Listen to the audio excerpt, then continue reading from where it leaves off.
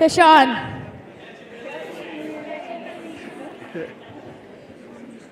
Fish on.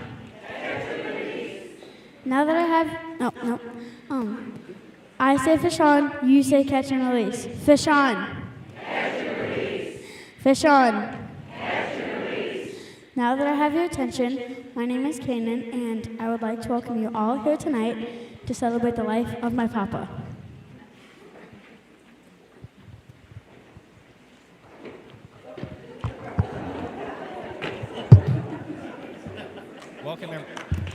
Welcome, everyone. Bart was able to command attention of his classroom, youth group, or a gym full of students by saying, "Fish on." Thanks for participating. I'm Carl, Bart's favorite son-in-law. On behalf of the Wilder family, thank you for coming. We're honored that you'd come to celebrate Bart from near and far. Today might not look like other services you've been to. We're going to celebrate Bart with a service, enjoy food, and some of Bart's favorite beverages. And then we're going to dance. Bart loved to dance. So a fun fact, many years ago when Bart was a youth pastor, he committed to the Assemblies of God dogma, except for dancing. So he took his little membership card and scratched that part out. One of the things I loved about Bart. We want you to know that when you need to go, you don't need to sneak out. Go freely. We're honored you came. And we'd like to open in prayer with a song.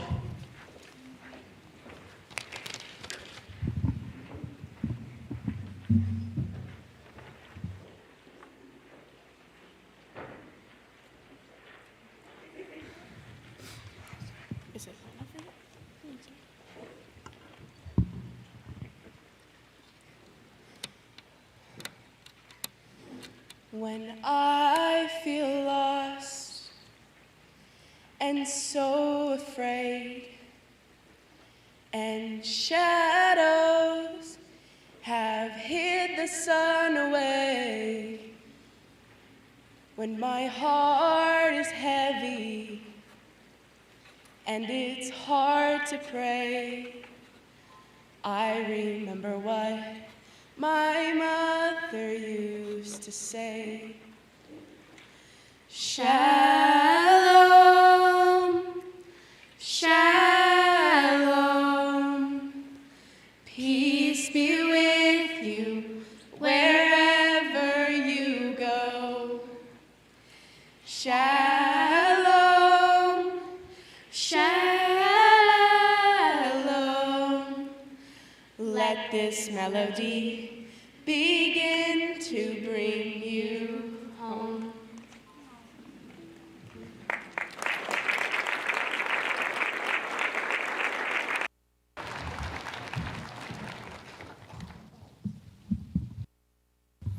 Thank you, girls. That was beautiful. I want to tell Bart's story. Many of you have wondered, what the last few months, years, or even decade has looked like, so I'd like to share that with you. It is in your program if you want to take it home and kind of appreciate it later. In the fall of 2012, that's how you say that, Bart was diagnosed with squamous cell carcinoma. Doctors removed a tumor from his cheek and his right jawbone and then reconstructed his face with a titanium jaw. Unfortunately, the chemotherapy and radiation that followed destroyed the skin grafts and his body's ability to accept the titanium jaw, which caused him immense pain.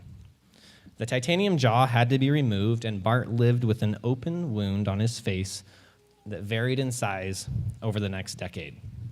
Bart lived life to the fullest over the last 11 to 12 years, hosting people at his hot water oasis in Thermopolis, fishing, traveling, and visiting new places with family, even when he didn't feel well. In summer of 2024, on a trip out to Idaho, he really wasn't feeling well. He was fevering terribly in a house that we didn't have the forethought to check if it had air conditioning. Looking back, we realized cancer was rearing its ugly head again. He took 2 trips to Mexico in 2025, which gave us another year. He was feeling quite well until mid-October of 2025. After a great day outside working around his property in Thermopolis, a bleed started from his neck that wouldn't stop. Barbara took him to the hospital, and miraculously the bleed stopped on the way to town. After a CT scan, the Thermopolis Hospital confirmed the bleed was from his carotid artery. Thermopolis, along with Denver doctors, told us there was nothing they could do and sent him home to die, saying it will rupture again at some point. After receiving the news, Bart thanked the doctors and said, "That's the best news I could have received." Bart's optimism after receiving such bad news baffled the doctors. But Bart did not want to spend his time chasing unpromising medical ventures. He wanted to be at home with the people he loved. In the middle of that same night, it started bleeding profusely again, and we all gathered to say goodbye on FaceTime, and it was a rough night. But that wasn't the end. Bart gave us 4 more months. In his last 4 months, we stressed about a traumatic bleed out that might occur, choking, suffocating. God answered every prayer, and Bart passed naturally and oh so peacefully with his whole family close on the morning of February 11th.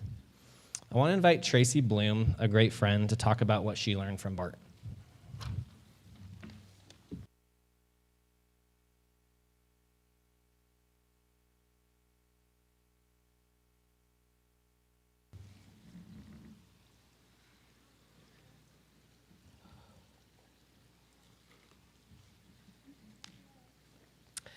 Good afternoon.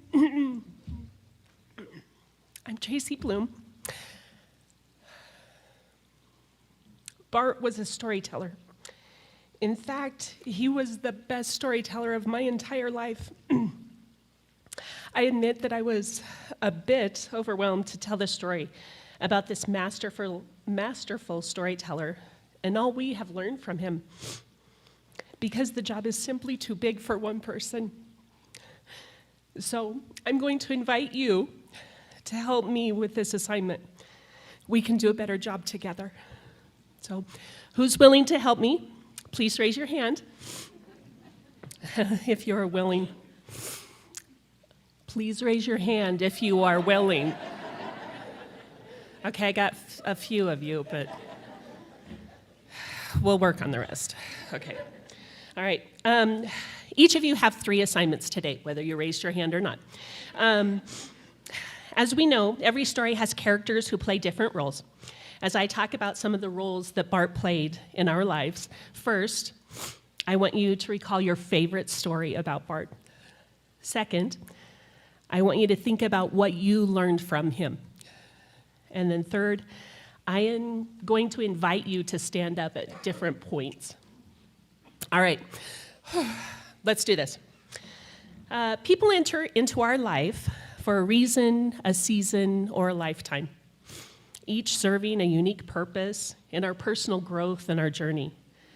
I was incredibly fortunate enough to share a lot of my adult life with Bart.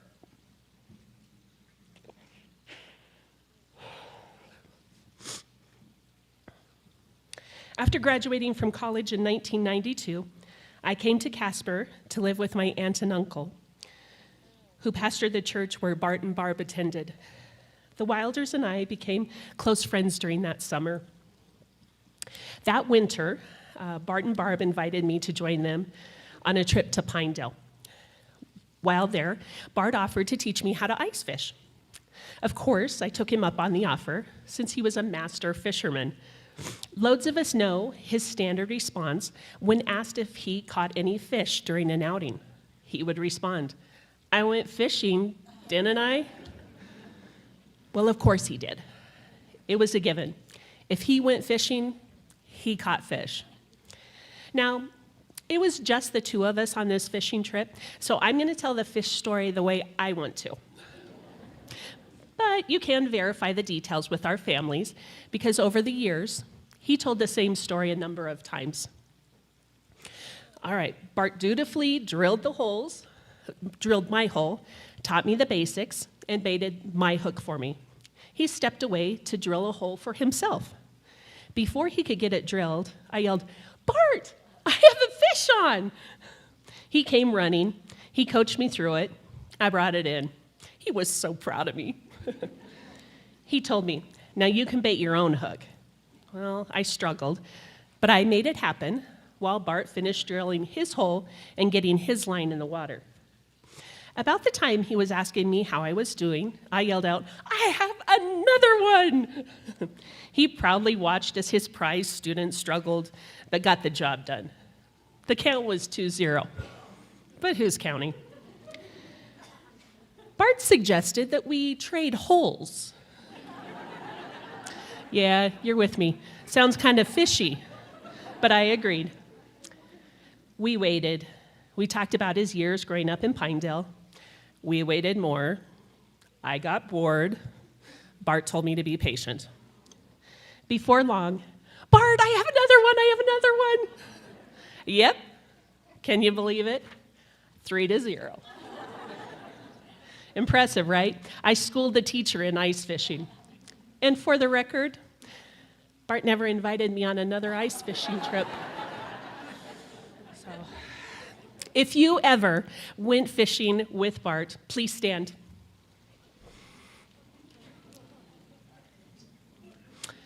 Those of you standing, enjoy God's creation and keep telling your fish stories any way you want to. You may be seated.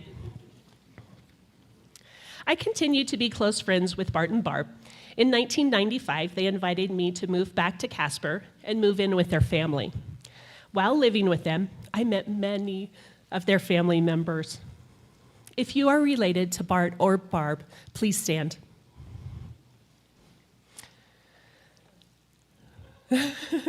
Those of you standing, make sure you hug one another later today. Love each other deeply the way that Bart loved you. You may be seated. I have had so many nights around Bart and Barb's dinner table with excellent food, tears from laughing so hard, card games, board games, and stories. Always stories. Their daughters and son-in-laws, who are each Bart's favorite, just ask them, learned from the best. They all follow in Bart's footsteps. They make excellent meals and tell really good stories. If you have ever been hosted and fed and entertained in Bart and Barb's home, please stand. Yep, it's gonna be a lot of you. Look around.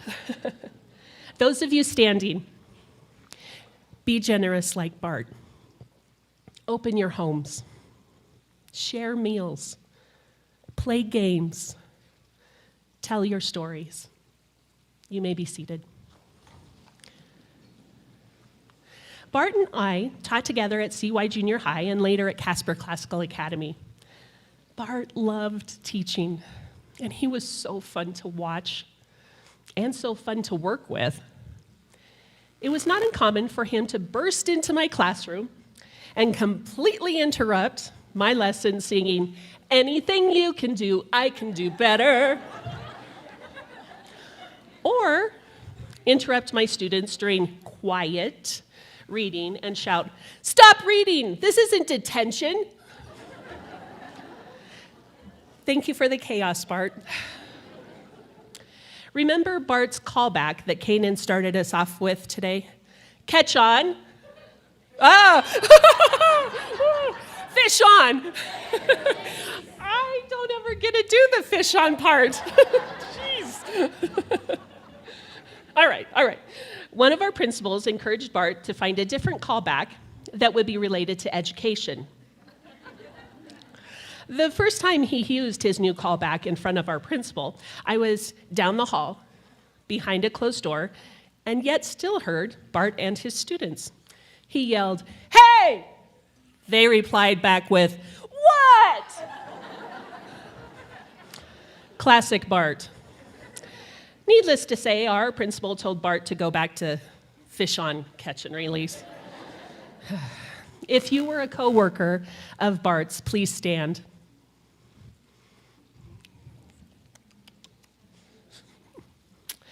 Those of you standing, I know that education is hard right now. What you do matters.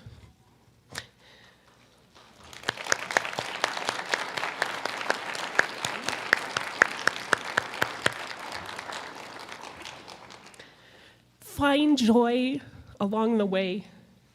Don't postpone your joy waiting for something to be perfect. You may be seated. Bart was an incredible teacher and a coach, as evidenced by the number of former students who have shared their condolences with the family after Bart passed. Every one of them shared how much of an impact Bart had in their lives. Bart had very high standards. He corrected boldly, sometimes threatening to shove a marker up their nose or stick his right pinky finger up their left nostril to the third knuckle if they didn't get it together. Oh, Bart, only you could get away with saying things like that. How was he able to say things like that and actually have students love him even more because of it? Because after he corrected, he always connected with the student. He restored the relationship. Bart's students never doubted that he loved them. To me, it seems like Bart corrected similar to how the Holy Spirit does. When the Spirit of God shows us our sins, he does it in such a way that our sin feels separate from who we truly are. Our sin does not define us. Correction without condemnation. Conviction without shame. If you were one of Bart's students or athletes, please stand.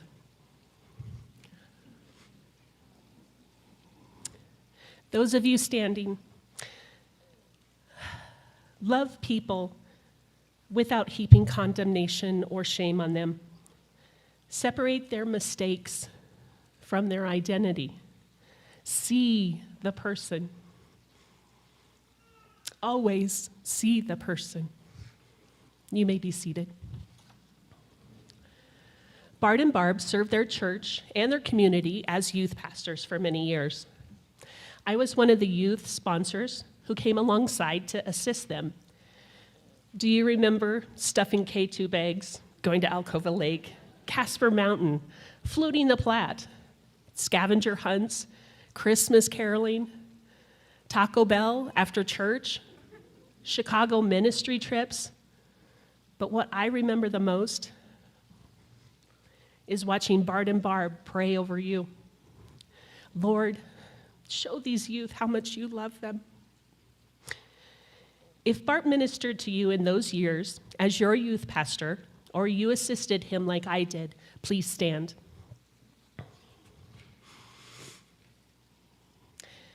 Those of you standing, serve your community. Bring someone alongside you to do it. Have fun while you do it. Allow the Lord's love to transform your life. You may be seated. Bart was also an outstanding Sunday school teacher and a Bible study teacher. One of the most memorable messages I heard him preach continues to inspire me on a regular basis. In that message, Bart opened his hands like this.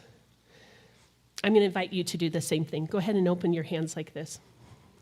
Look down into your hands. What do you see? Nothing.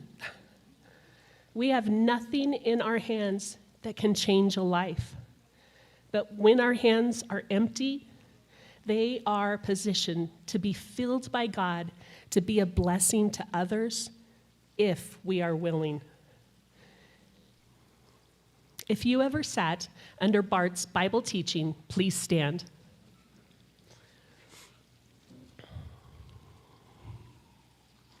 Those of you standing, Matthew 10:8 is an oft-quoted Bible verse.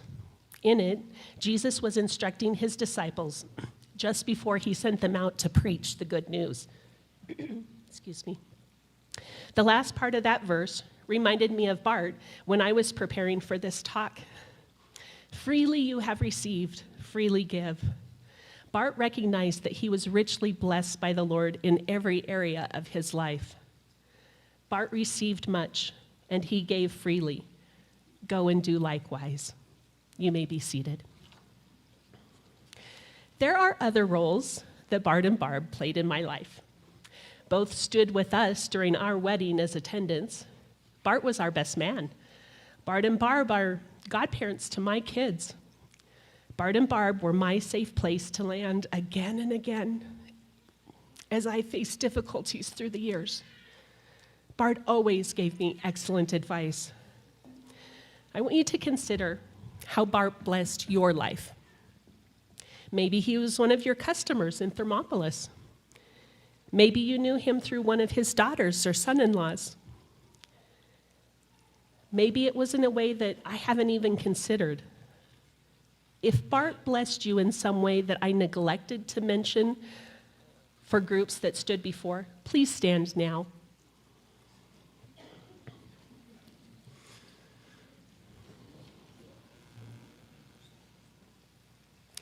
Your story is important. Bart played a role in your life. Please know that your story about him needs to be shared as well. You may be seated. At some point today, while I have been talking, I believe every one of you has stood. That means that Bart shared his life with you. And for that, we are all very fortunate. Bart did not live small. He lived open-handed. He lived generously. He lived joyfully. He lived faithfully. And he loved deeply.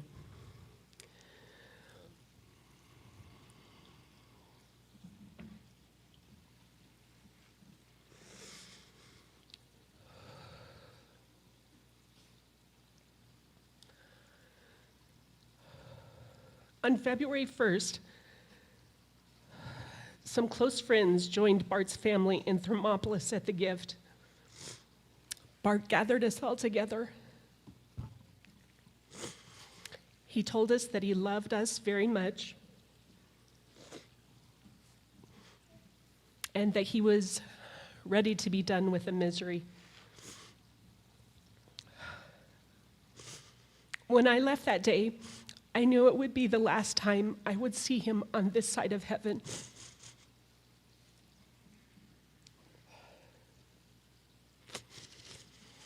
I told him goodbye with what had become my standard farewell. Love you, Bart. See you next time. He said, next time we'll be in heaven.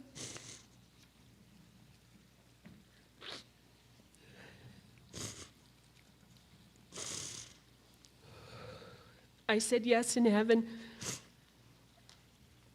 But your story is not done, my friend. Our friendship is not done. There is more to this story. See you next time.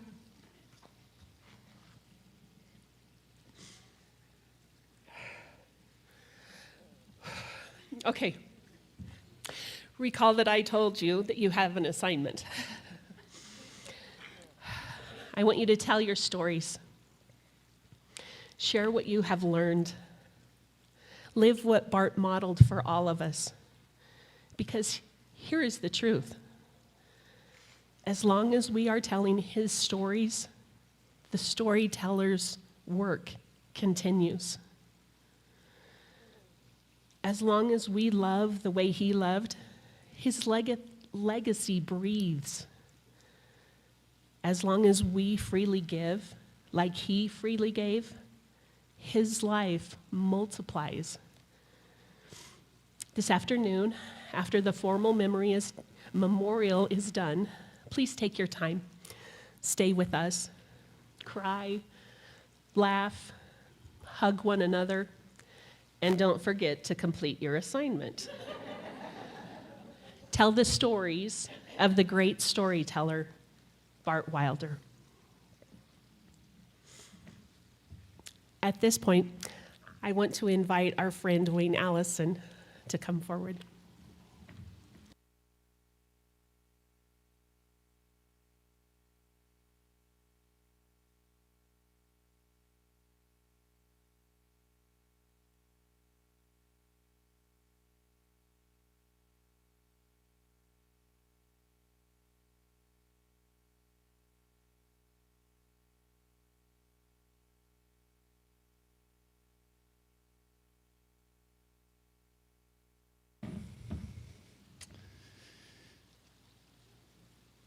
Greetings.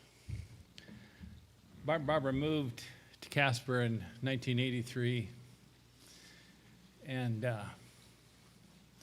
they were new Christians, and we were new Christians, fairly new Christians. And the last time I saw him in January when Rita and I went down there, I made a comment. I said, you know, we were baby Christians together.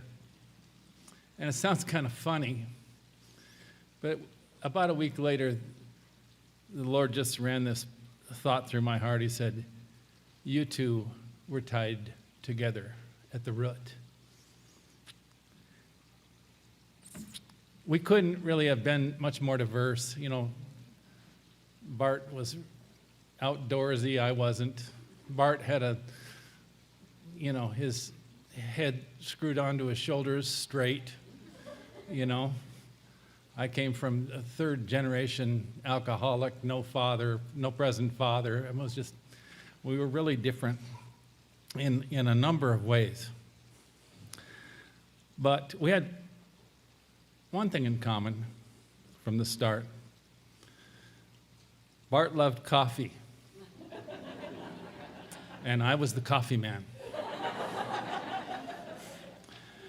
I went to work for the coffee company the year that Bart moved to Casper. And we spent, he was one of the people like me that could drink caffeine until 2 o'clock in the morning and go right to sleep. And I just thought everybody could do that. But it's not as easy as it seems, I guess. Bart and I taught, as we were growing in the Lord, we were given the opportunity to teach the youth Sunday school class. And then after a couple of years, we were asked to teach the adult Sunday school class. And you know, it's a little intimidating team teaching with somebody that is just born with that gift. I would study, you know, and make notes and show up in the Sunday school class with stuff like this. And Bart, on his turn, would just walk up, and he's got a little piece of paper that big, and he said, this is the stuff I just want to make sure I don't forget to say. I don't know how you do that. In 1986, my wife then contracted cancer and passed away a few years later after a tough battle with this cursed disease. I can never begin to repay Bart and Barbara for the support that we got through those dark days. I married Rita in 1992 and got a promotion at Farmer Brothers and moved us up to Billings, and so we didn't get to see the Wilders near as often as we used to, but you could always, you know, there are some friendships that you can be away from for 10 years, and you come back, and that day it's just like you never left. You know, they were so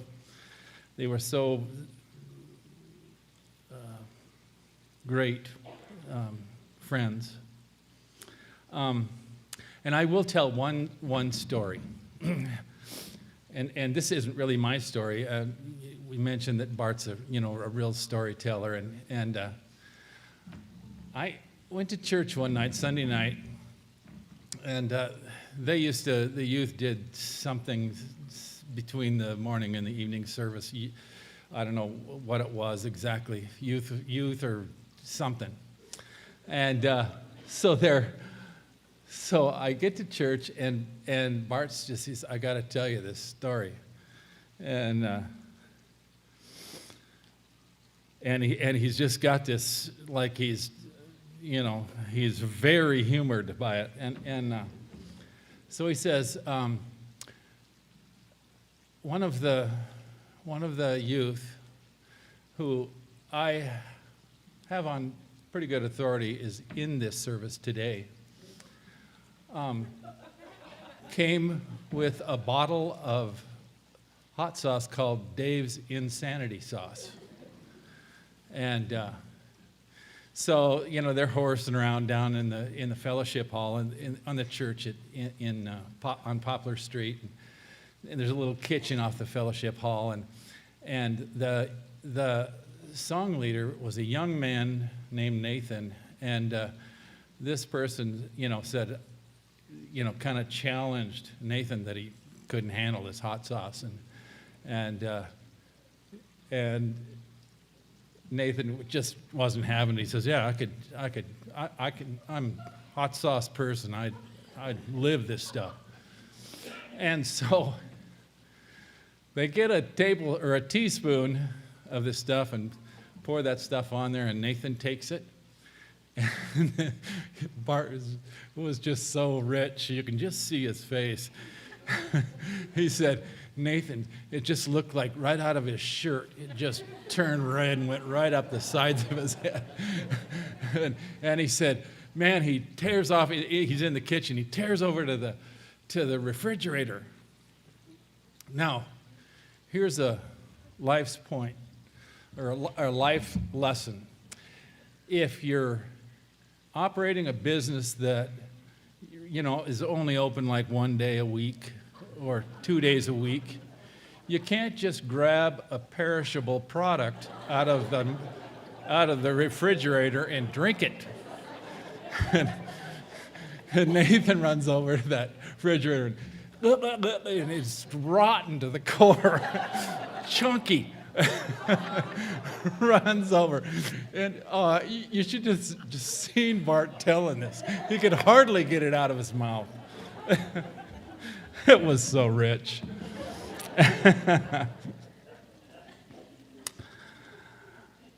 Well,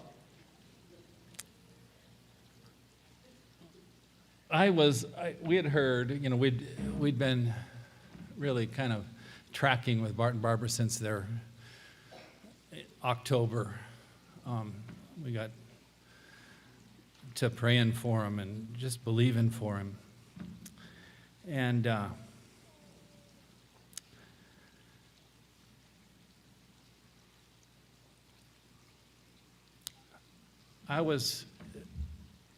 day after that we got the news that Bart had passed away, I was just thinking about that because been a lot of prayers in the previous 4 months. And I was just thinking about it, and I thought, what is this? What was his life? I mean, he's so many people impacted. And I'm just thinking about that. And in the midst of that, I got this word that dropped into my spirit, and I could see it and hear it. And the word was bellwether. And I just stood there in the shower and just thinking about that, and I'm thinking, I don't even know what that is really. I couldn't. And it just stayed there. I finally got out of the shower, and I thought, well, I got to go see what this is. And so here's what I read. Modern meanings, and many of you probably know this, because when I read this, some of the stuff, it did ring a bell. Had heard it before. Modern meanings are forerunner, trendsetter, pace setter. A bellwether moment refers to an event or decision that serves as a predictor or indicator of future trends or outcomes within a larger context, such as politics, economics, or culture. It's been said, Missouri, in quotes, Missouri is a key Midwest bellwether state that has backed the winning candidate in almost every White House election since 1911. So that's just to kind of give you an idea of it.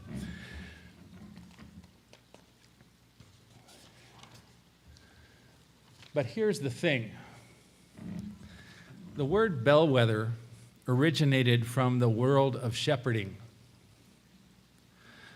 The bellwether was a male sheep. It is the sheep that others in the flock were prone to follow. By watching the flock, a shepherd would recognize the leader of the flock and would place a bell around his neck to help the other sheep identify its whereabouts, and the flock would follow wherever he would lead. They would look to him for their example of where to go, what to eat, when to be concerned. The bellwether would set the pace when the shepherd was not present.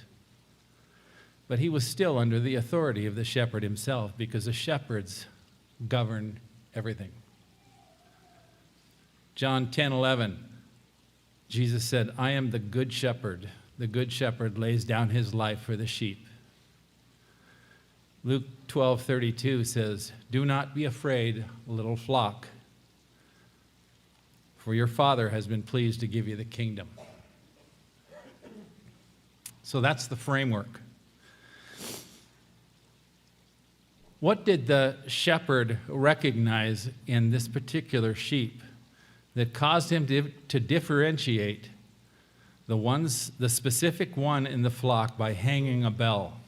What sets these people apart? I'll make a couple of suggestions and think of Bart and see if it doesn't resonate with you.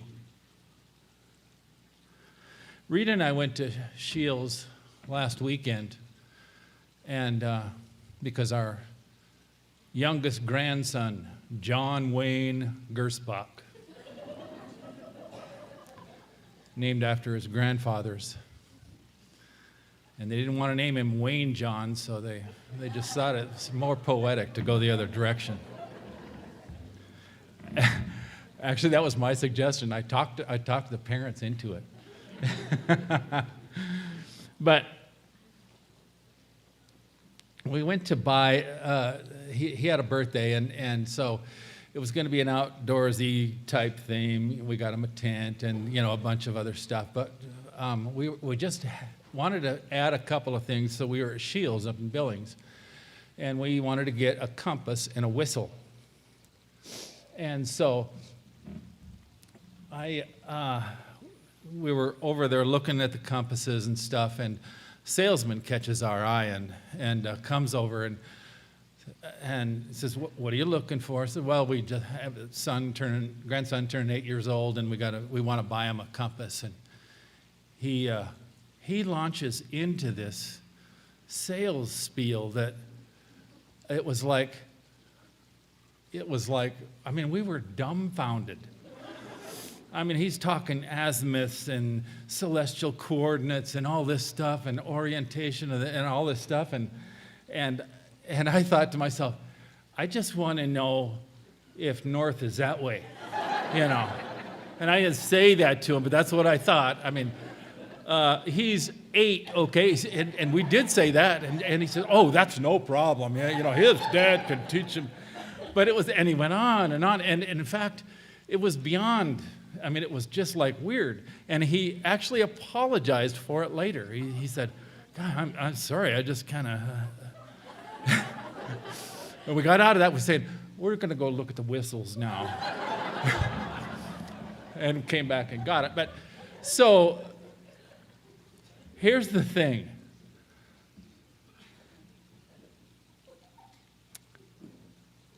What is the purpose of a compass? Compass has one job at its core. It's to show direction. Finding cardinal directions, north, east, west, and south. Navigating unfamiliar terrain, maintaining a consistent heading, orienting maps.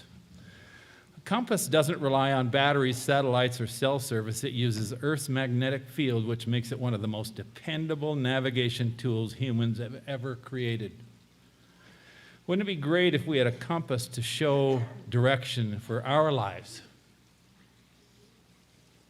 As it happens, the Bible is a great metaphor for the compass. Here's why. It doesn't drag you to a destination. It provides direction without coercion. A compass doesn't force you north.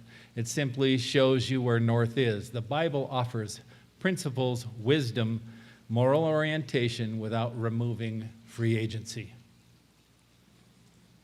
A life compass is a great thing to have. But it can only benefit us to the measure that we look to it for direction. You know how it is. We get a sense of which direction we should be headed. But we're so busy, we're chasing our careers, raising kids, pursuing passions, staring at our phones, watching TV. Some end up wasting time indulging in things that are not good for anyone. I spent years there myself. Then there are the storms of life, the unplanned job losses, the unexpected illnesses, failed marriages, the list goes on and on. I mean, we can find ourselves not on the course that we set out to follow. What is a person to do when they find themselves off course and adrift in the stormy seas? They need the direction reset. So we go back to the compass in hopes of making a course correction. But there's something else that we can get back on track when we have drifted. Enter the bellwether. And this is what the compass salesman was trying to teach me. Triangulation in navigation is a method to determine your position by using angles and bearings known as landmarks. It relies on basic geometry. If you know the positions of two or more fixed points and measure the angles from your location to these points, you can calculate your location. And here's the truth. Bellwether people are landmarks. In our path through life, there are certain people that we can look to and hold to and get our orientation. I mean, we're trying to go, to north in the compass. That's our destination. That's our arrival in our Father's kingdom. But it's also nice to have 2 or 3 different points of other people that you can look to that are also headed in that same direction. Now, back to the original analogy. Here's the thing to remember. By watching the flock, the shepherd would recognize the leader of the flock and would place a bell around his neck to help the other sheep identify its whereabouts. Notice the order. First, the shepherd notices, and then the bell is placed. I say this because a bellwether is not a calling or an anointing or a spiritual gift from God, although it can contain that.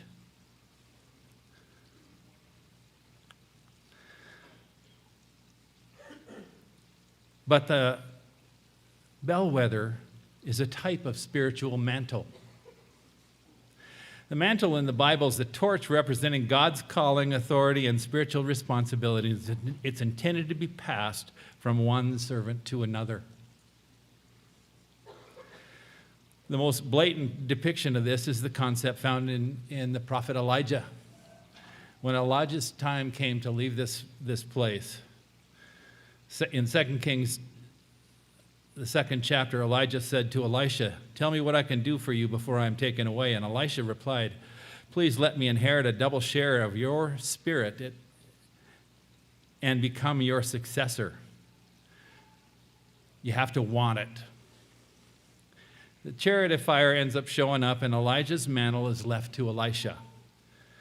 Elisha picked up Elijah's mantle, which had fallen when he was taken up, and Elisha returned to the bank of the Jordan River. He struck the water and Elijah's mantle and cried out, "Where is the Lord, the God of Elijah?" And the river divided and Elisha went across.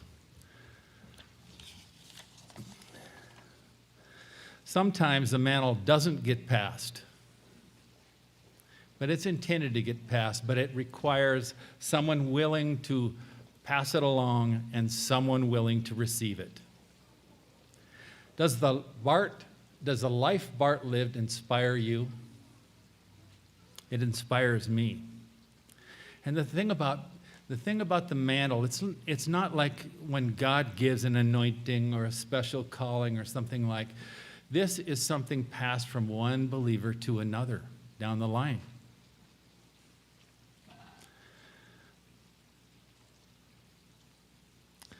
Bart lost his ability to speak in his last days, but today in my spirit, I see him saying with the Apostle Paul, one of the first to carry the bellwether mantle.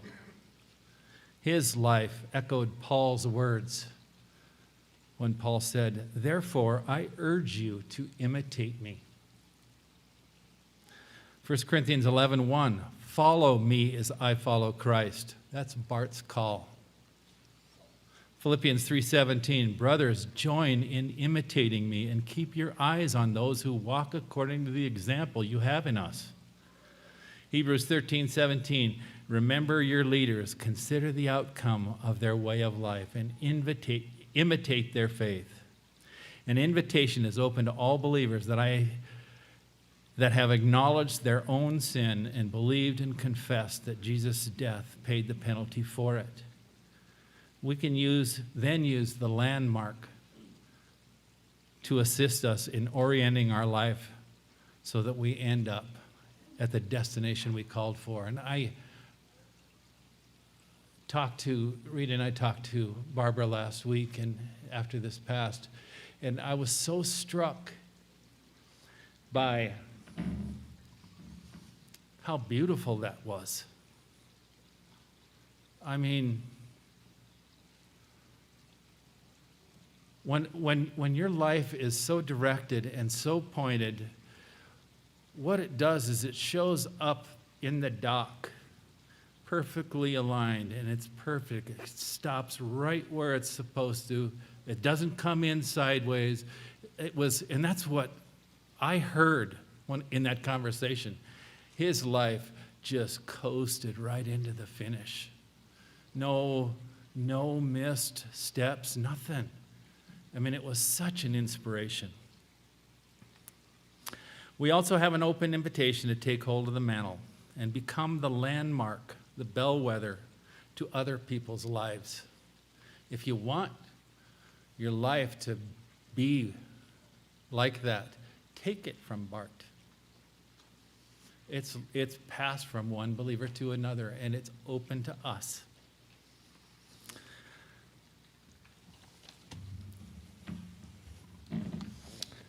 Now I'm going to share a little song.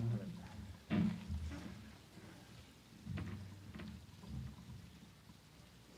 talked to the Wilders about.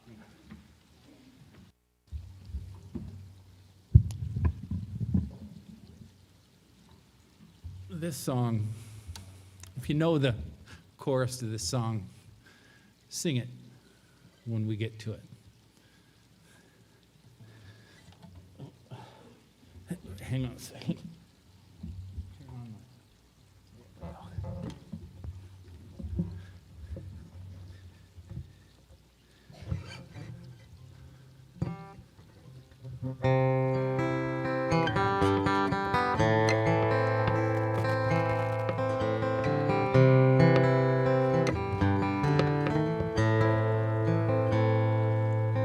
Grand earth has quaked before,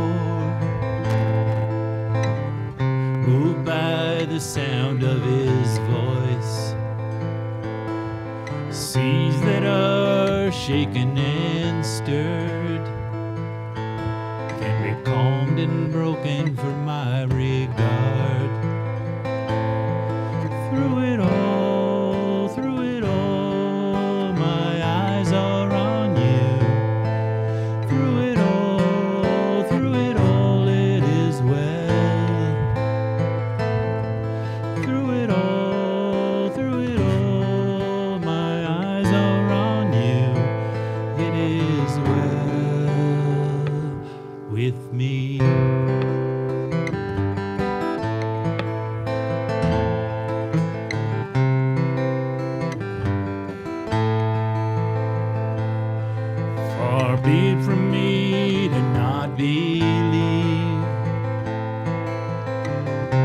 even when my eyes can't see. This mountain that's in front of me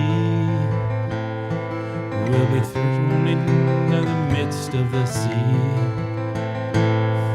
Through it all, my eyes are on you. Through it all, it is well. Through it all, my eyes are on you. It is well. It is well. So let it go, my soul, and trust in Him. The waves and winds still know His name.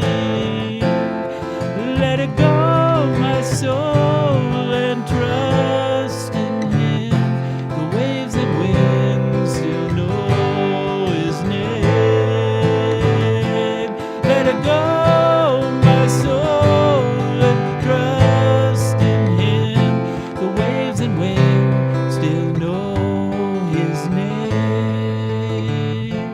Waves and winds still know His name. It is well with my soul. It is well with my soul. It is well with my soul. It is well with my soul. It is well with my soul. It is well with my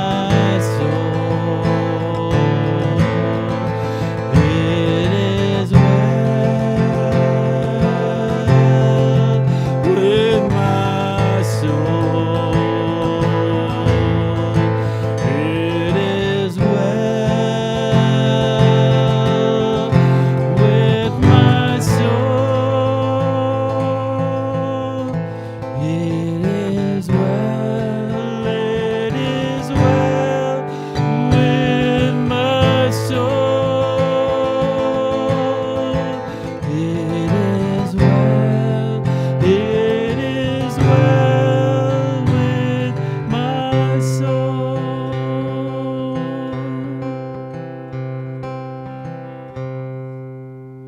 And through it all,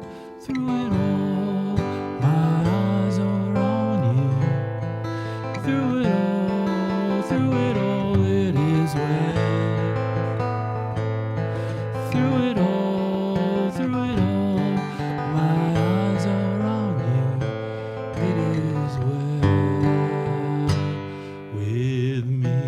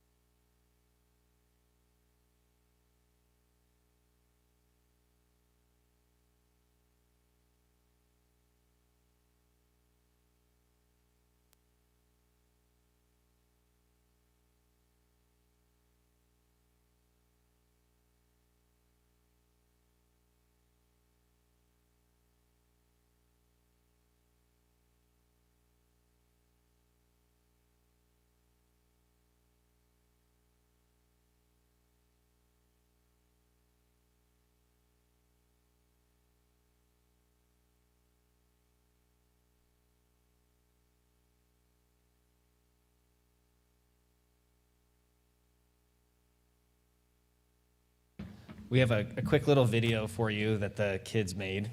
So if you could direct your attention toward the screen, we'll get it started here shortly.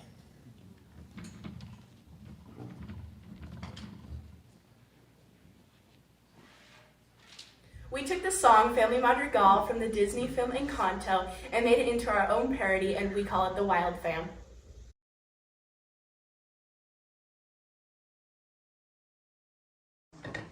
Casper! Durham! Richland! Let's go! This is our home, we've got every generation. So full of music, a rhythm of its own design. This is our family, a perfect constellation. So many stars and everybody gets to shine. Whoa! Let's be clear, our Nana runs this show. Whoa! She led us here and kept us safe to grow. Whoa! And every year our family blessings glow. There's just a lot you simply got to know. So, welcome to the groove of the Wild Fam. Oh, the home of the groove of the Wild Fam. Where all the people are theatrical and radical. We're all part of the groove of the Wild Fam. Oh my gosh, it's us! I can't keep track of all this mess. Who is that taking a poo? All right, relax. It's physically impossible to relax. Stop, you're overstimulating me. Just tell us who's taking a poo! And that's why Nana has darkroom. Our amazing Heidi, her mood controls the household when she's unhappy. Well, the dinner can get weird. Our Uncle Carl. Don't be started on Carl! He claims to change his underwear, but he only has one pair. Oh! And there's our poppies living up in heaven. Oh! There is and beware of the stare. Oh! Natalie's hugs and kisses are for real. So if you're oppressed, imagine how Lot feels. Welcome to the groove of the Wild Fam. Oh! The home of the groove of the Wild Fam. Where all the people are theatrical and radical. We're all part of the groove of the Wild Fam. 3 guys fell in love with the crazy Wild Fam. Gen Z is now part of the nutty Wild Fam. You see, Natalie married John and Shane fell in love with Heidi. And that's how Nana became our Nana, the Wild Fam. Let's go, let's go. We swear to always help those around us and create the beautiful that surrounds us. The gift keeps growing, the world keeps turning, but work and dedication will keep the gift growing, and each new generation will keep the gift growing. Wait, so who's the sister and who's the cousin? There's so many people. How do you keep them all straight? Okay. So many kids in our house, so let's turn the sound up. You know why? I think it's time for a Grandkid Roundup. Grandkid Roundup! Riley's annoyed by our crazy sounds. Laughlings are glitter. Okay. I get tougher day by day. The Hawthorne brothers, Lucas and Cash. One tall, One playful. one always gets his way. Hattie, she cracks a smile and town goes wild. Hattie, she's the perfect golden child.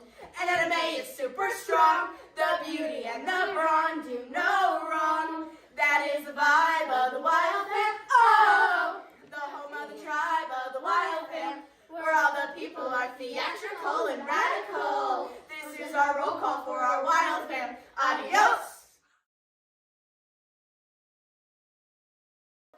Adios!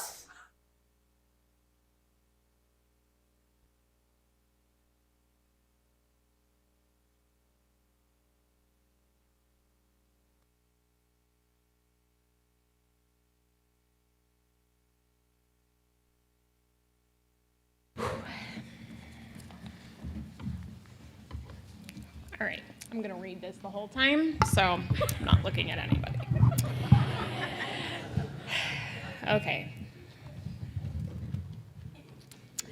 The last 4 months have represented some of the biggest challenges and some of the greatest rewards I have experienced in my life. Some of the most beautiful memories have come from a place of complete exhaustion and despair. Lessons that are learned during times like this make an unforgettable impact. If I had to sum up the essence of the last 4 months in 2 words, they would be love and time. Love. Countless people came to love on our family, but particularly our dad, telling stories, laughing, and crying. But the main theme of all the reminiscing was how well my parents loved. And even deeper, how that love changed people's life. The extra time God gave us gave me a different perspective. The intentionality in which my parents loved is my normal. And as a child, I lacked the frame of reference to lacked the frame of reference, and even resented them.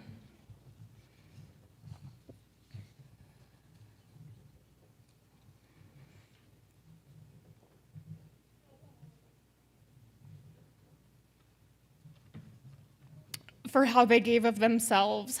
But as an adult, I now see that I too am forever changed by that same free love that was given. Love shows up in different places that catch you by surprise. We navigate a multitude of challenges while caring for my dad. One of the constants was a relentless wound that ate away at our dad's face. It presented so many issues that we were daily navigating the changes and adjusting our protocol to meet the varying needs. Our dad silently let us work through the problems, adjusting where we felt necessary. And maybe you're not able to see how this correlates with love, but his gentle spirit radiated love in allowing us to make the decisions because he was unable to make them for himself. Through humility, he recognized his limitations, gave up control, and faced all the trials with extreme boldness. The love this showed was a gift. The love this shows, it was a genuine gift of love. This continued to be true until he took his last breath. And time. When we thought we were going to lose our dad in the middle of October, we savored the days, but as days turned into weeks and weeks into months, it was clear that we had been given the gift of time. What a true gift it was. I made a conscious choice to cherish the moments, create connection, and live intentionally rather than rushing through this phase of life. Spending time just sitting by my dad while he was sleeping, playing games, or having conversation that will always be remembered. Some things that my heart needed to hear were the Heidi's I love you, the tender are you okays, the quiet, humble thank yous, the Heidi I'm proud of you, and the conversation about the future things with all the faith that Heidi, you've got this. If it hadn't been for time, my heart would have never known how deeply it needed to hear these words. I knew my dad loved me, and I knew he was proud of me, but time offered a deeper knowing, a sincere and intuitive understanding of the love he had for all of us. Time allowed the hard parts of my heart to soften and ultimately come to complete forgiveness. And this quote, I don't know who said it, didn't pay attention, but it brings time and love together in the perfect thing. The gift of time is the most valuable present because it represents a portion of life that can never be recovered, making it more precious than money. Sharing time through presence and undivided attention creates lasting memories that act as an ultimate expression of love.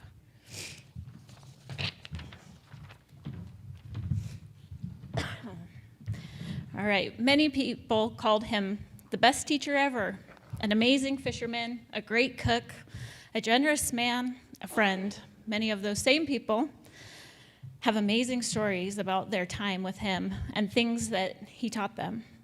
For those of you that haven't met me personally, I'm Erin. I'm Bart's middle and favorite daughter, like many of you. He was my middle school math teacher, and he taught me many things, except for he never did take me fishing, and he didn't teach me to cook. We enjoyed many things.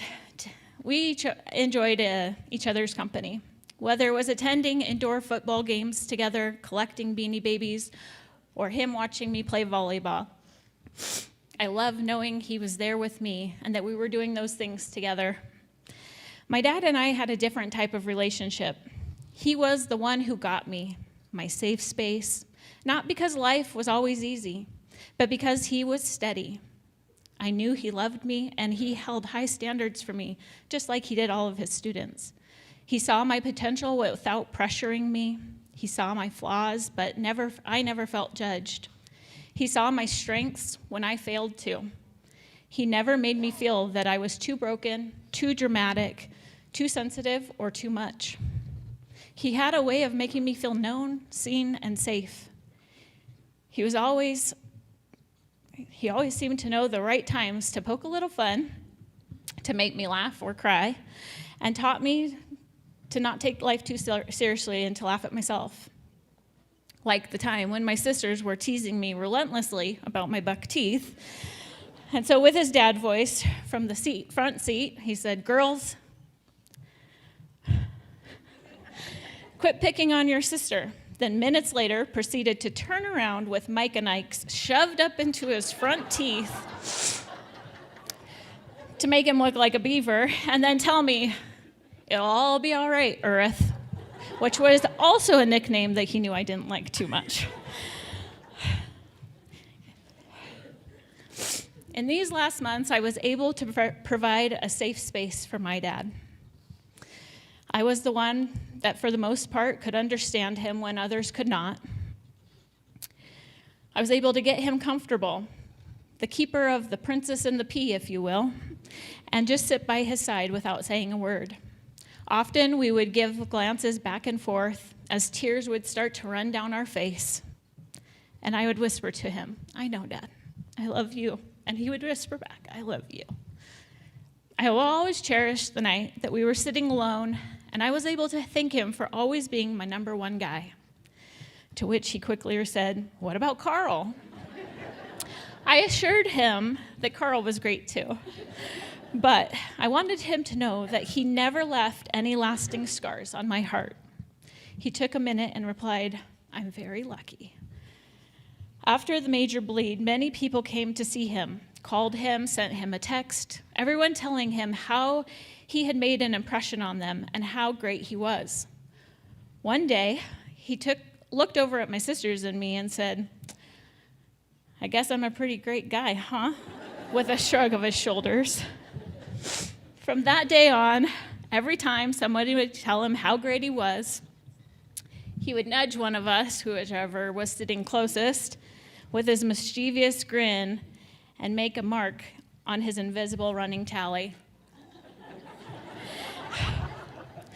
I am sure, as he sees all of us here to celebrate the person he was and the legacy he left behind, he is overwhelmed by the amount of tally marks he is needing to make today. My dad walked his talk. Love the Lord your God with all your heart, soul, mind, and strength, and your neighbor as yourself. I feel so lucky to have been so loved by the man that impacted and blessed so many lives.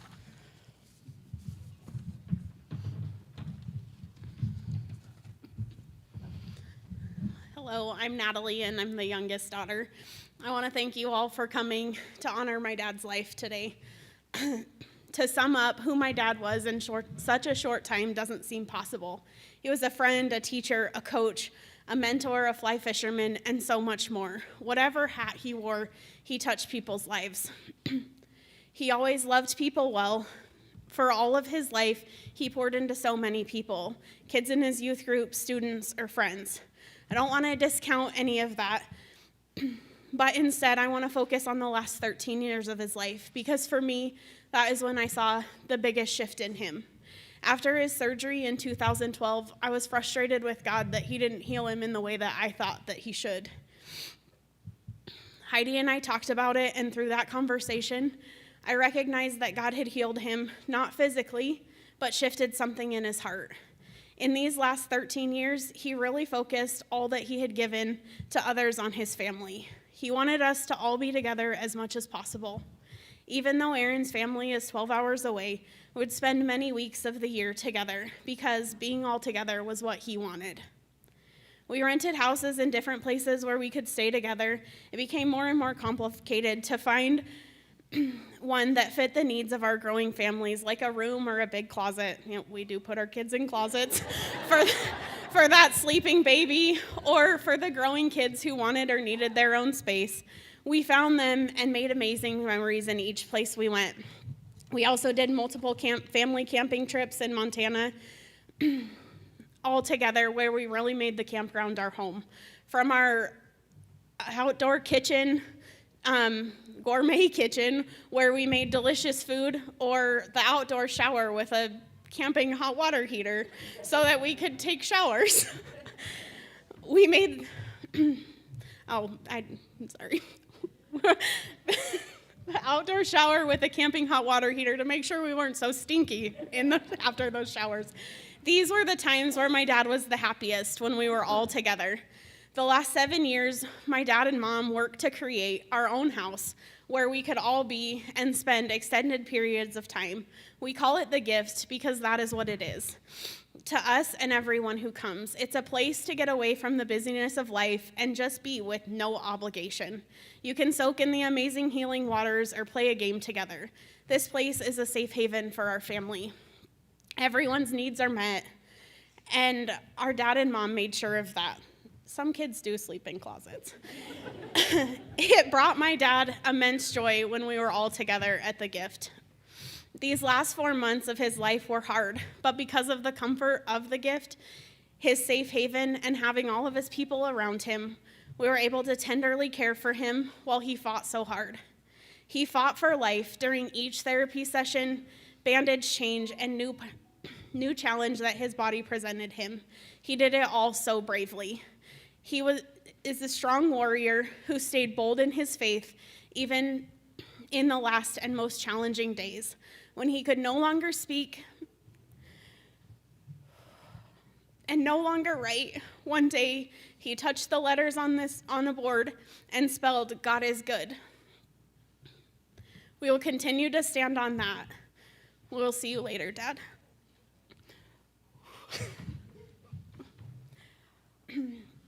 Next, at their Nana's request, Briley and Landry, who are granddaughters, they sang the song earlier, will dance to the song Tightrope from The Greatest Showman. This song depicts my parents' relationship with each other as well as with God.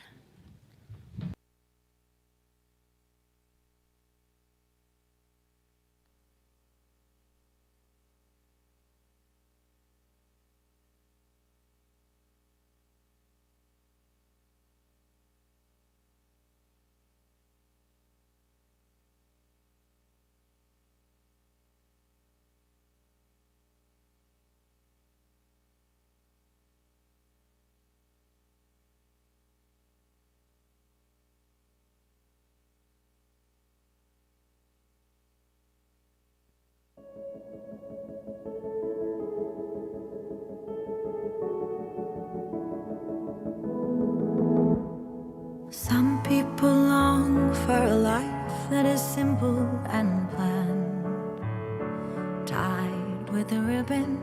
Some people won't sail the sea 'cause they're safer on land. To follow what's written, but I'd follow you to the great unknown, off to a world we call our own.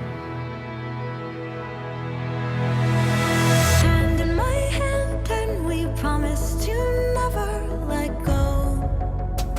We're walking a tightrope, high in the sky we can see the whole world down below. We're walking a tightrope, never sure, never know how far we could fall. But it's all an adventure that comes with a breathtaking view. Walking a tightrope with you. Ooh, ooh, ooh, ooh. With you. Ooh, ooh, ooh, ooh, with you. Mountains and valleys and all that will come in between. Desert and ocean, you pull me in, and together we're lost in a dream. Always in motion, so I risk it all just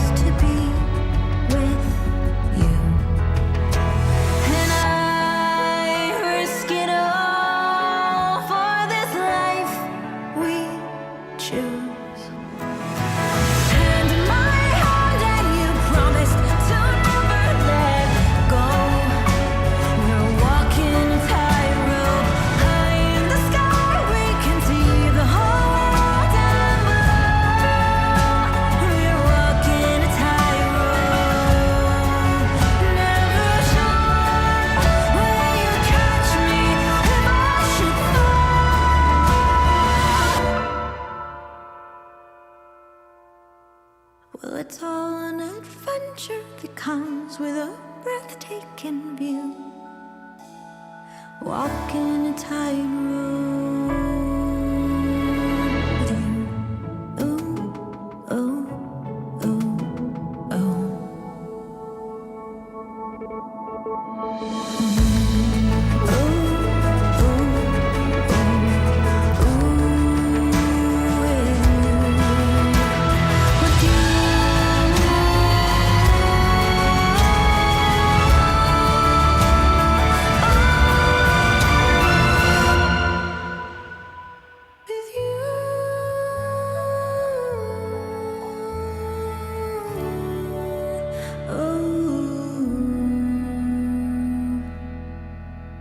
With you.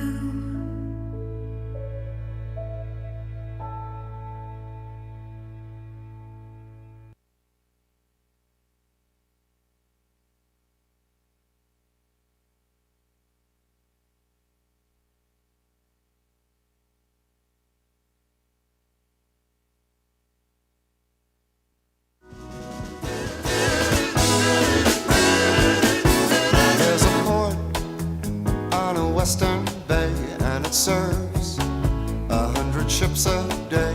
Lonely sailors pass the time away and talk about their homes. And there's a girl in this harbor town, and she works laying whiskey down. They say, Brandy, fetch another round. She serves them with I'm sure nobody commented when I the picture that I was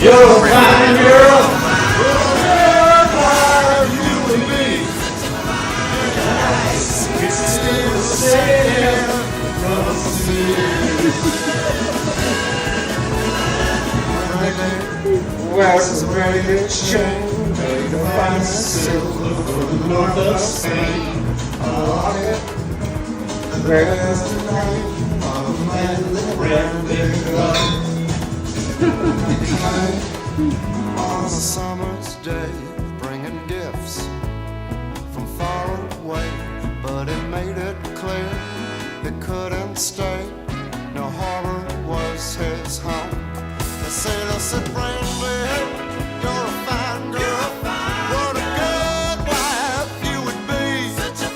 But my life, my love, and my lady is the sea. Yeah, Brandy used to watch his eyes when he told his sailor story.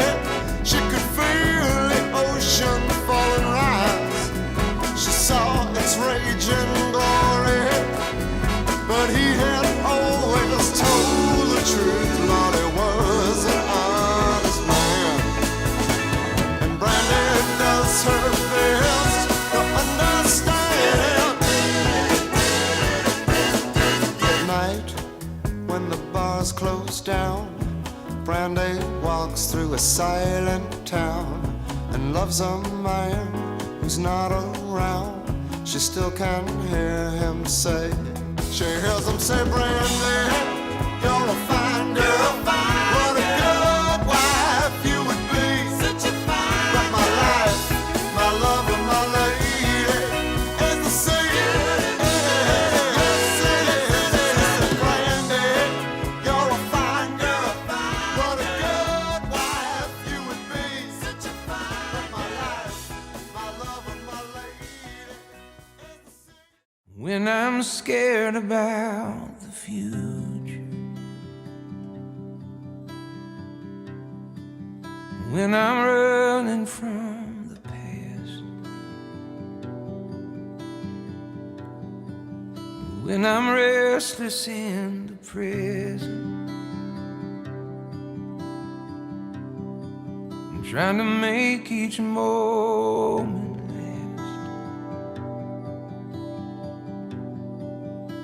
the fear of heaven nothing steals all my hopes and dreams. Remind me of the promise Lord, help my heart believe.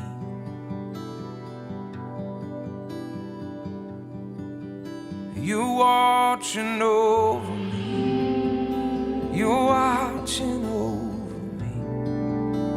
You're watching over me. You're watching over me. You're watching over me. You're watching over me. You're watching over me. You're watching.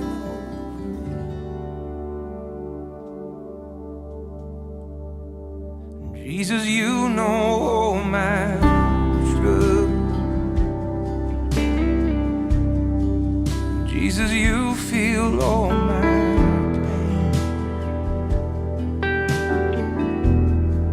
I hear you singing in the struggle.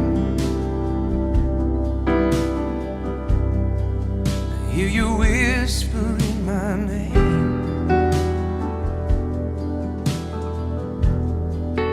God of justice and of mercy,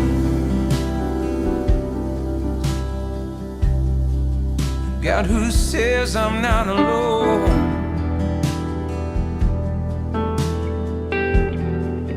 I will give as you would give. Oh, what I have is not my own.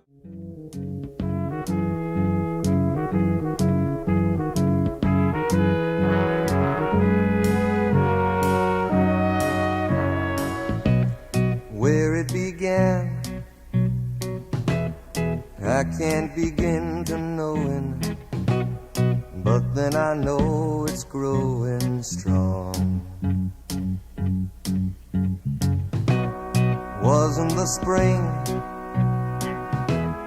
and spring became the summer.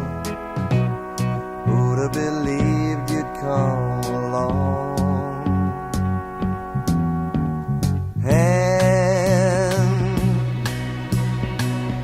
Touching hands, reaching out, touching me, touching you. Sweet Caroline, good times never seem so good.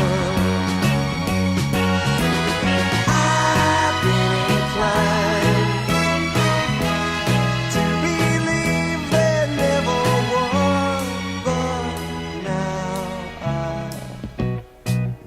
the night, and it don't seem so lonely. We fill it up with only two. And when I hurt, hurting runs off my shoulders. How can I hurt when holding you?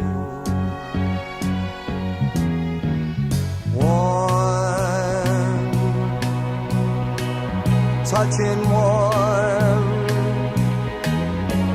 reaching out, touching me, touching you. Sweet Caroline, good times never seem so good. I've been inclined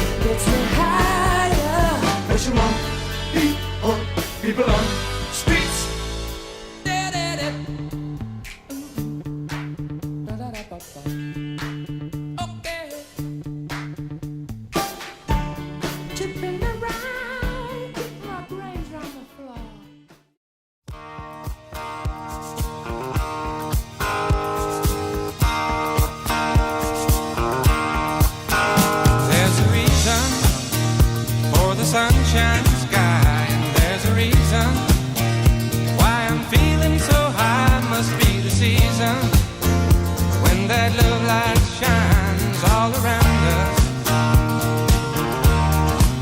So let that feeling grab you deep inside and send you reeling where your love can't hide, and then go stealing through the moonlit nights with your lover. Just let your love flow like a mountain stream, and let your love grow with the smallest of dreams, and let your love show, and you'll know what I mean. It's the season. Let your love fly like a bird on a wing, and let your love bind you to all living things, and let your love shine, and you'll know what I mean. That's the reason.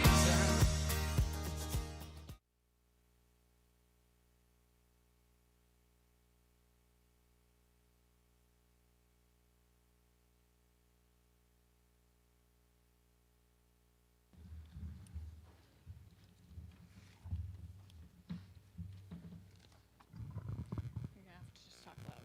Okay. All right, we're gonna do some thank yous. And this is gonna be hard. Michael Reed.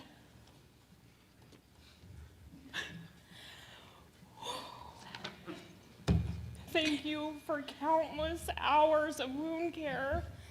Coming to Thermopolis when my dad didn't feel up to traveling back and forth. To Casper for being an incredible friend to my dad through the years and providing direction to us as we navigated the wound. You were an amazing encourager to all of us. And also thank you for Ward and all of the staff at Wyoming Wound Care. Y'all got a little card, yeah. We're asking if anyone feels led to donate to the benevolence fund at Wyoming Wound Care in honor of our dad. You should have all received the card with the instructions when you came in, and if you didn't receive one, let us know. But if you just call that number, they have it all set up. It's would bless us because Wyoming Wound Care, Michael Reed, has blessed us more than we can even say thank you.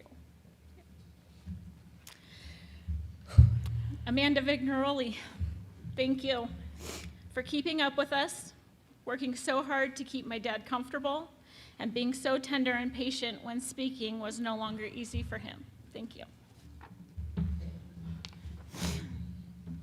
Ellen King, thank you.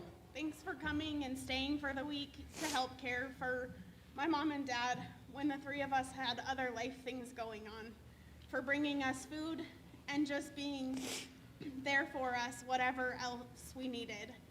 Being a person that our dad felt safe with during this vulnerable time. We love you.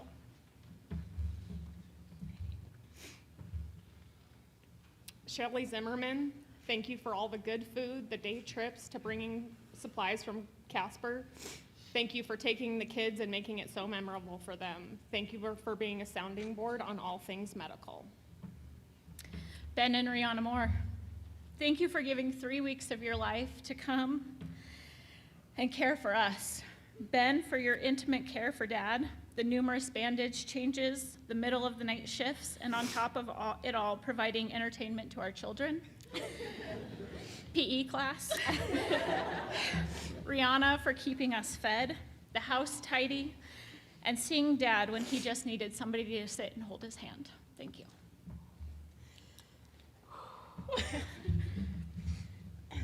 Steve Mankowski, Steve Mann, thank you for being there to provide support to my mom and dad on the night of the rupture. You had the presence of mind and wisdom to navigate the crisis. In other words, you saved our dad's life.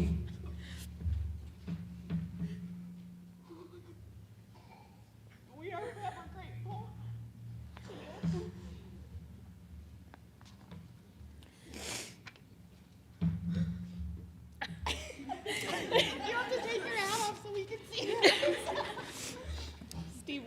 brother Steve.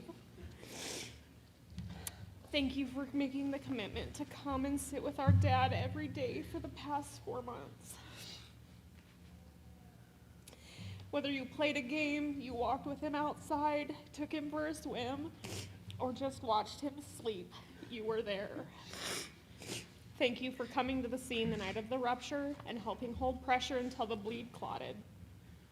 We are so forever grateful for both you and Sherry, and it's been wonderful having you two close for the last 4 years, or 3 years, however long it's been. Stephen Colby Logan, thank you for your support and creative problem solving over the last 4 months. Wayne and Rita Allison, thank you for listening to Father's voice and for praying life over our dad, for believing with us for complete healing, for coming and praying over him. Even though it may not have looked the way we envisioned, it happened the way that God had planned. Thank you for being such loving friends to our parents over the years. Albert Pomeroy Summers III, thank you. You are a lifetime friend of our dad's, and that is something in of itself that's amazing. Friendships that last like this are beautiful. Your friendship with him was something for the record books. Thank you for coming to see him so many times over the last few months. Every time you came to see our dad, it brought all of us joy. And we are so thankful for that. You loved our dad well. Multiple people that provided different mind-body healing touch for traveling back and forth from Casper, Riverton, Wisconsin to show love to our dad. Tessa, Tommy, Jem, Faye, Michelle, and Jules, thank you all. Tracy, for coming and being with us, for making multiple trips back and forth, for providing support to our mom in only the way you know how, for proofreading countless papers, for being our dad's friend, and for loving him well. For your beautiful words today and capturing so many different aspects of his life. Thank you. Salila Wu Ching, thank you for the multiple trips to Thermopolis to love us and support us all. Your steady presence in the house was so calming to all of us. Also, where are you, Salilo? He's way back there. That big goof? Okay, big goof. We love you, you big goof. Yeah. Thank you for driving Cash up so that he could be with us. Also, your new best friend. Yeah, your new best friend. We thank you for your words of encouragement and everything that you've done for us the last few months. Thanks, guys. Mom, thank you for your steady love for Dad as he tackled each new hurdle his body presented. Your endless faith for complete healing, your ear that listened to Heavenly Father's voice as he directed you both through the next steps of the journey. We can't come up with enough words to express how grateful we are to you. Your endurance and your patience is an example to each of us as we navigate through this transition. To our husbands, John, thank you for running our business from Thermopolis, for your expertise in all the medical things, for your steady calm with each bandage change when it felt like we were defusing a bomb, for being present and seeing me when everything felt crazy, and for saying go when I was paralyzed with indecision. Shane, thank you for being flexible with your schedule in Casper so that I could be in Thermopolis. Your willingness to do multiple errands in Casper for our needs in Thermop, taking care of things in Casper, driving Briley around, schooling Cash, but most of all, thank you for being willing to figure things out so that I could care for my dad. And Carl, thank you for changing around your work schedule so you could work out of Wyoming for several weeks, for taking care of our kids, homeschooling them, even if they didn't finish their schooling, and taking care of things at home without my help, for traveling back and forth to Wyoming multiple times, for helping manage all of the fine details of long-term care insurance and other maintenance issues around the gift. And thank you for helping to keep our household running smoothly while we were all together. To all of the kids, Riley, Landry, Kanan, Luke, Edame, Hattie, Cash, Kanan, thank you for all being so gracious to us when we needed to attend to Papa. You are all so flexible and entertained yourselves so well during the crazy times. And you are all so tender and loving toward Nana and Papa. We love you. We are absolutely sure that we have missed somebody. Please know that this is not our intention. There are so many people who came to say goodbye, to share memories with us, and prayed so that we felt surrounded by God's love and peace. We are so thankful for each of you, each and every one of you that's here today, and the blessings that you've played in our lives for 40 years and over the last 4 months. Thank you. Thank you.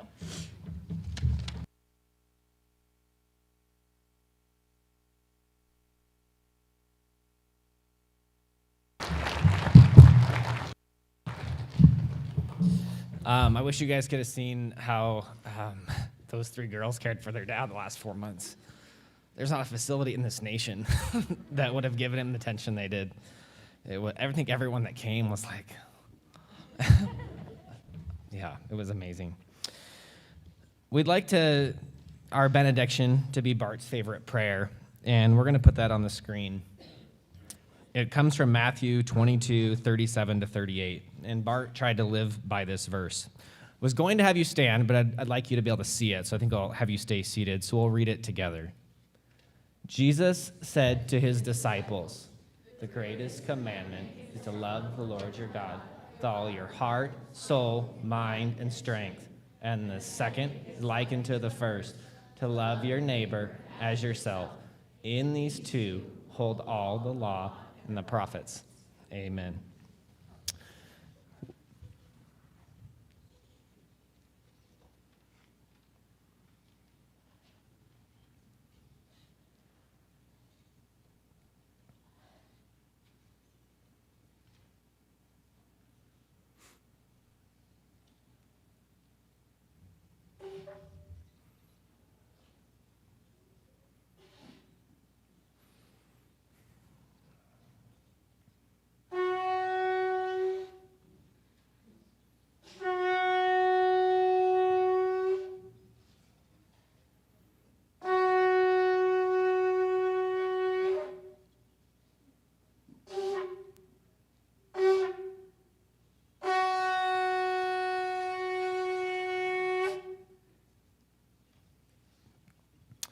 Thank you. We're going to enjoy food, drinks, and we're going to dance. That's what Bart loved to do. We have a charcuterie table over here, sandwiches and desserts. Some of Bart's favorite beer and wines are provided. There's also a cash bar if you'd like something other than the beer or wine that we have. A few instructions. So when we break here, we'd like everyone to kind of move their way to the side or even enjoy some nice weather outside while the M staff, and there's 10 guys, you know who you are, that are going to set up tables in the middle here. So if we can just kind of stay out of their way, I think we can get it done in about 10 or 15 minutes. There are 2 single-stall bathrooms on this side. There are also bigger bathrooms down this flight of stairs over here, and there's also an elevator. If you're a nursing mom and need a private space, reach out to one of the individuals here that works at the M. I think that's it. Let's have fun. Let's celebrate Bart. He would want this to be a celebration, so let's do it.